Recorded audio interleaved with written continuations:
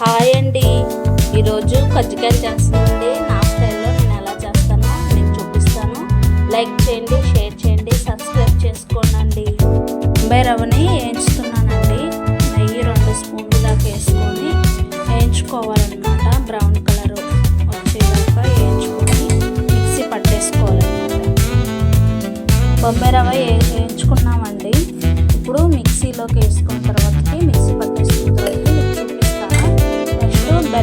పంచదార కూడా మిక్సీ పట్టుకోవాలండి, మెత్తగా పట్టుకోవాలన్నమాట. బొంబాయి రవ్వని మిక్సీ పట్టేసుకున్నానండి మెత్తగా. పంచదారను కూడా మెత్తగా పట్టేసుకోవాలండి. దీంట్లో ఆలుక్కాయలు వేసుకోవాలి.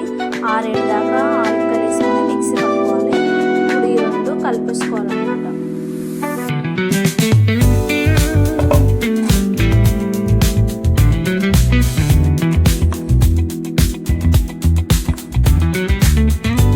కలిపేసుకున్న తర్వాతకి కజ్జికాయలలో పెట్టుకోవాలి పిండిలో.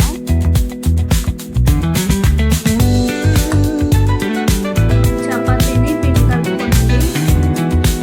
చపాతీలా చేసుకొని ఇలా పెట్టుకోవాలండి. కజ్జికాయ కోసం కజ్జికాయ చెక్క మీద ఇలా పెట్టుకోవాలి.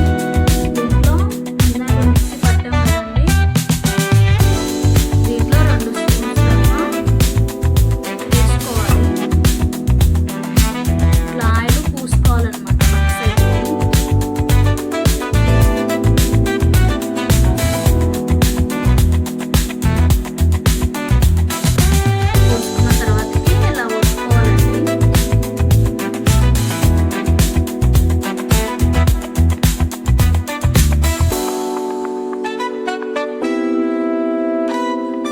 గట్టిగా ఒత్తుకోవాలి.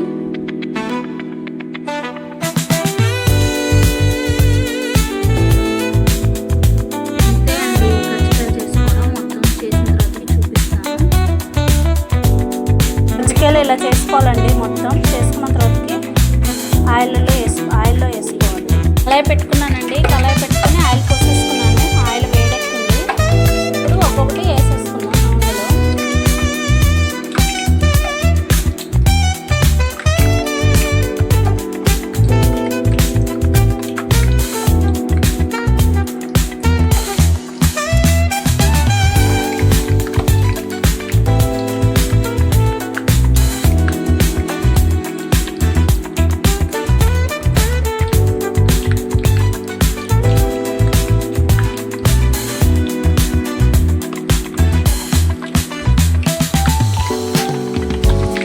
ఎర్రగొచ్చేదాకా, బ్రౌన్ కలర్ వచ్చేదాకా వేయించుకోవాలండి.